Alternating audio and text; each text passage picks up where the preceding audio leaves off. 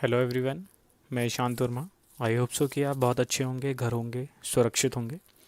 तो हमने accounting equation chapter शुरू करा था, जिसमें मैंने आपको 3 वीडियोस बताई हैं। जिसमें पहले इंट्रोडक्शन, सेकंड में मैंने आपको एक नॉर्मल इक्वेशन सॉल्व करके दिखाया है, सेकंड में थोड़ा सा लिटिल बिट टफ था।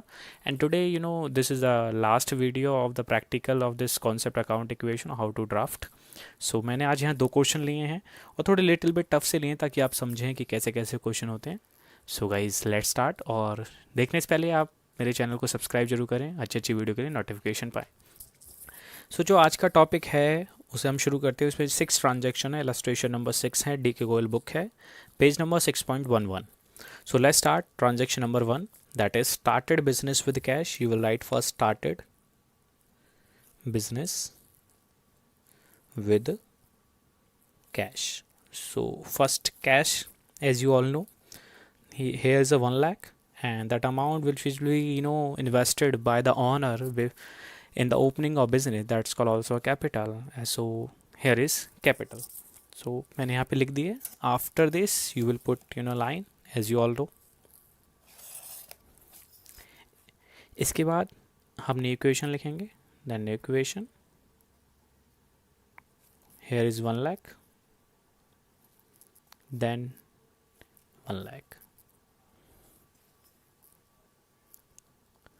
तो अब हमारी नेक्स्ट ट्रांजेक्शन है पेड रेंट इन एडवांस। तो अब मैं आपको कुछ कॉन्सेप्ट बताता हूँ, that is pre paid rent. मैं आपको यहाँ पे वर्ड लिख के बताता हूँ, प्री पेड। अब ये प्री पेड होता क्या है? आपने सिम तो सुनी होगी, pre paid SIM. Pre paid SIM क्या होते? पहले पे करो, बाद में यूज़ करो। प्री पेड, पहले पे। इसी तरीके से ऑर्गेनाइजेशन में कुछ ऐसे एक्सपेंसेस होते हैं कि भाई देखो हर साल देने हैं मेरे को।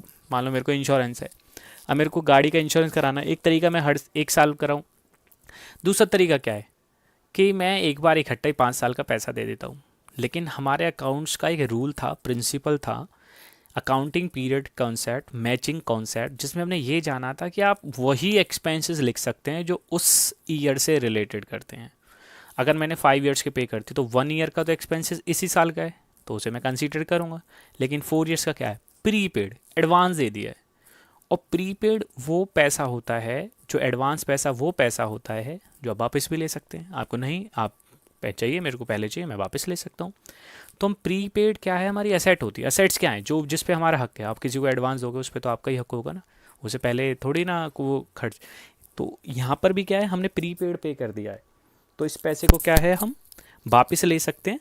तो इसलिए हमारी एसेट है। तो हमने 3000 पे कर दिया, तो कैश तो 3000 जाएगा। यहाँ लिखेंगे number 2, that is paid rent in advance. 3000 पे कर दिया, लेकिन ये एक्सपेंसेस नहीं है, ये हमारी एसेट है, हम वापस भी ले सकते हैं। तो इसलिए यहीं पर आएगा, इसे रेंट को कैपिटल से माइनस नहीं करेंगे, because this is not an expense right now. ये हमने एडवांस दे दिया है। तो यहाँ पर आप एक लाइन ड्रॉ कर देंगे। फिर आप उसके बाद लिखेंगे न्यू इक्वेशन, और यहाँ पे लिखेंगे दैट इज़ 97,000 प्लस 3। यहाँ पर 1 लाख बैठ रहा है, आप देख रहे हैं, और यहाँ पर भी 1 लाख है। इक्वल होना चाहिए। अगर ये नहीं हुआ तो आपसे कोई गड़बड़ हो गई है, ये बात आपको याद रखनी है। ठीक है। इसके बाद जो नेक्स्ट है हमारी, जो नेक्स्ट ट्रांजेक्शन है हमारी, दैट इज़ थर्ड। अब ध्यान से देखें, purchase goods for cash ₹50,000 and credit ₹20,000। Means आप मार्केट गए, आपने गुड्स लिया, मीन्स स्टॉक लिया। तो स्टॉक लिख लें हम। एक ही जो शॉपकीपर है उसे 2 बार लिया, एक बार 50,000 का कैश, 20,000 का क्रेडिट उधार। तो टोटल आ गया मेरे पास 70। कैश कितना गया? 50। 20,000 दे दूंगा, मेरी लायबिलिटी है। तो लायबिलिटी के अंदर एक हेडिंग होती है क्रेडिटर्स। क्रेडिटर होते हैं जो पैसा मैं दे दूंगा। क्रेडिटर हमेशा स्टॉक पर होते हैं। इसके अलावा लायबिलिटी क्या? लोन भी हो सकती है, लायबिलिटी वो अलग लिखी जाएगी। किसी और को मान लो बैंक का कुछ अलग देना है, कोई एक्सपेंस है, वो अलग होता है। स्टॉक के लिए, जो गुड्स के लिए हम उधार खरीदते हैं, उसके लिए क्रेडिटर वर्ड यूज होते हैं। तो यहाँ पर हमारी लायबिलिटी होगी 20,000। तो दिस इज द 20,000 लायबिलिटी। इसके बाद जैसे ही हम ये पूरा कर लेंगे, हम एक लाइन खींच देंगे इसके बाद, ये हो गई। तो अब हम क्या करते हैं, फिर नई इक्वेशन लिखेंगे। 50 गए, that is 47 plus 3 that is 50 plus 70 that is 1,20,000 और here is also total is 1,20,000. Then transaction number 4, sold goods for cash, sold goods for cash costing 40 at 80। 40,000 वाले माल को 80,000 बेच दिया, वो भी कैश, तो स्टॉक तो कितने वाला जाएगा 40, पैसे कितने आ जाएंगे 80,000 रुपये, 40,000 का क्या हो गया प्रॉफिट, उसे आप दे दोगे कैपिटल पे, क्योंकि all the profits will be added to the partners, sorry to the capital, and all the losses should be minus. इस बात का आपको ध्यान रखना है। तो इसके बाद हम क्या करेंगे, एक लाइन खींचेंगे। लाइन खींचने के लिए फिर हम एक इस तरीके से हम लाइन खींच दी। इसी तरीके से पेपर में करना साफ सफाई से, जैसे मैं कर रहा हूँ। फिर आप न्यू इक्वेशन लिखेंगे, that is 1,27,000 plus that is 3,000 plus 30,000 is equal to 20 और plus 140। Okay guys, next transaction, fifth, paid salary ₹4,500 and outstanding salary ₹1,000। तो पहले मैं एक एक करके बताता हूँ आपको। Paid salary that is expenses minus 4,500, capital minus 40, this an expenses. अब यहाँ पर दिया हुआ आपको आउटस्टैंडिंग सैलरी। अब ये होती क्या, ध्यान से सुनिए। आउटस्टैंडिंग अगर मैं डिवाइड करूँ, आउट मतलब बाहर, स्टैंडिंग मतलब खड़ा हुआ है। बाहर कोई खड़ा हुआ है क्या लेने के लिए, तो आउटस्टैंडिंग वो पैसा होता है जो हमने दिया नहीं है, दे। जैसे हमारी दुकान पे एक वर्कर काम करता है, 1 महीने उसने काम करा, अब उसने कहा मालिक सैलरी दीजिए, तो मैं क्या कह रहा हूँ, मैं दे दूंगा, अभी दी नहीं है, दे दूंगा, मेरी लायबिलिटी है। खर्चा तो है ना, क्योंकि वो तो काम कर चुका है, तो अभी दी नहीं, दे तो दी नहीं, तो कैश तो माइनस होगा नहीं। एक्सपेंसेस है तो माइनस 1,000 तो यहाँ से भी होगा, लेकिन अभी मैं दे दूंगा, तो अब लायबिलिटी में एक कॉलम बन जाएगा आउटस्टैंडिंग एक्सपेंसेस का 1,000 का, यहीं पर ही। तो क्योंकि अभी मेरे पास पैसे नहीं है तो इसलिए मैं दे नहीं रहा। कई बार होता है हम कहते हैं ना बाद में दे देंगे, अभी नहीं है, तो फिर वो हमारी आउटस्टैंडिंग हो जाती है, क्योंकि वो एक्सपेंसेस तो हो चुका है, तो इसलिए हमें वो अब क्या है, देना है। फिर आप एक लाइन खींचेंगे, इसके बाद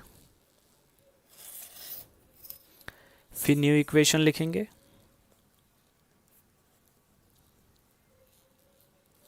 यहाँ से इसको लेस करेंगे, 1,22,500 plus 3,000 plus 30,000 is equal to 20,000 plus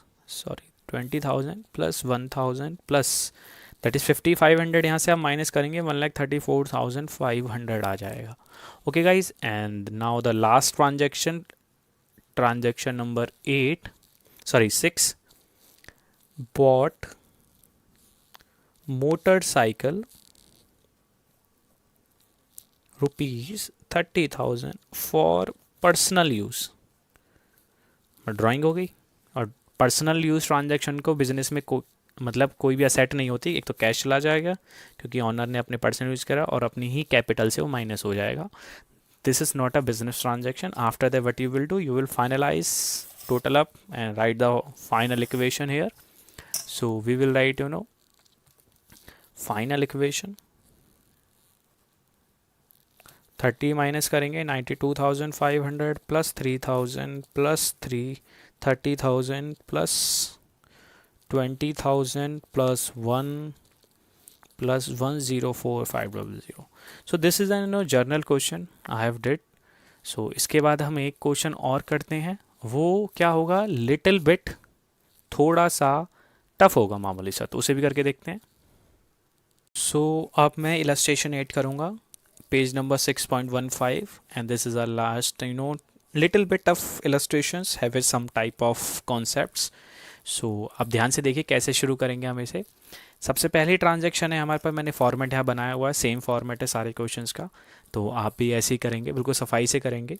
सबसे पहले लिखा हुआ है started business with cash and goods, started business with cash and goods, जिसमें हमने कैश लगाया है 50,000 का और गुड्स लगाएं, that is we will write a stock word here, that is 20,000, total is 70, we will put a 70 hair.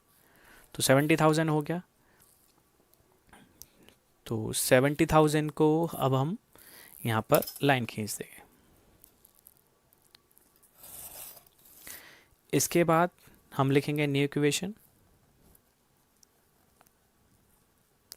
Balance को लेके आएंगे आगे 50 प्लस 20, यहाँ पर लिख देंगे plus 70,000 equal. Number 2, bought goods for cash 15,000 on credit 10,000, ये सेम वही है जो अभी पीछे करी हमने, बॉट गुड्स, यहाँ पर सिर्फ हिंट लिख लेते हैं हम। तो कैश तो लिया मैंने 15 और 10 लिए क्रेडिट, तो टोटल मैंने 25,000 का स्टॉक लिया। कैश जितना लिया मैं कैश में से दे दूंगा उनको, और जितना उधार है मेरी लायबिलिटी जनरेट हो जाएंगे 10,000, यहाँ पर आप क्रेडिटर लिख सकते हैं। ठीक है गाइस, तो ये एक ट्रांजैक्शन होगी। इसके बाद हम एक लाइन लगा देंगे, फिर आप लिखेंगे new equation 50 minus 35 plus 45 equal to 10,000 plus 70,000। तो 80 है, देखो यहाँ पर भी 80 बैठे हैं, वहाँ भी वेरीफाई करते हैं। अब थर्ड थोड़ी इंपॉर्टेंट है, ध्यान से देखें। गुड्स सोल्ड एट प्रॉफिट, मैं ही लिख रहा हूँ, अभी मैं आपके सामने बताऊँगा ध्यान से क्या है मैं आपको वर्किंग करके दिखाता हूँ। एक गुड्स कॉस्टिंग 24,000 का एक गुड्स है, sold at A profit of 33 1/3% profit. सबसे पहले ऐड करेंगे प्रॉफिट 33 1/3%। अभी कैसे कैलकुलेट करते हैं, 24,000 33 1/3 का पहले फैक्टर तोड़ेंगे 100/3, फिर ये परसेंट दिया हुआ, इस परसेंट का लगेगा 1/100, कैंसिल से कैंसिल, 3 से करेंगे दैट इज़ 8,000, तो हमें प्रॉफिट हो गया 8,000 रुपीज़ का। आप यहाँ पर देख सकते हैं कैसे कैलकुलेट हुआ है। टोटल हो गया 32, और क्वेश्चन में कहा है हाफ पेमेंट रिसीव 16,000। आपको दिख नहीं रहा तो मैं थोड़ा सा लिटिल बिट ऊपर कर देता हूँ इसे, अब दिख रहा होगा आपको। 16,000 कैश मिल गया है और 16,000 बाद में मिल जाएगा, दैट इज़ हमारे हो जाएंगे डेटर्स। अब इसे कैसे रिकॉर्ड करेंगे, ध्यान से देखिए। जितने का तो डेटर हो जाएगा 16,000, उसे रिकॉर्ड कर लेंगे। स्टॉक कितना गया, कॉस्ट 24, प्रॉफिट कितना हो गया 8, और 16,000 कैश आ गया है, उसे कैश में ऐड कर। तो देखें ज़रा यहाँ पर 16 16 32 माइनस 24 8, और यहाँ पर भी कितना है 8। तो इस तरीके से आप वेरीफाई करके देख सकते हैं। फिर आप लिखेंगे new equation, that is 1 3 4 5 51 plus 21 plus 16 10 78, and last pay purchase furniture for office 6,000, for personal 4,000। Total हमने फर्नीचर लिया जिसमें 6,000 तो ऑफिस के लिए, जो ऑफिस का वो ऑफिस में रिकॉर्ड चढ़ जाएगा, फर्नीचर 6,000।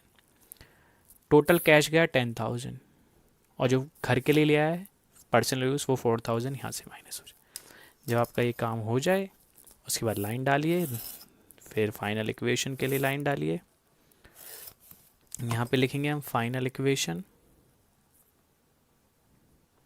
यहाँ 41 आ जाएगा, यहाँ 21 16 6 10 एंड 74। ये कॉन्सेप्ट एक बार और ध्यान से देख लीजिए। कॉस्ट ही 24, प्रॉफिट ऐड करा 33 1, पहले तो 33 1/3% को फैक्टर में तोड़ेंगे 100/3, और उसका परसेंट का 1/100, 100 से 100 कैसे 3 से डिवाइड करेंगे 8, तो 8,000 का प्रॉफिट ऐड करेंगे, टोटल आएगा 32।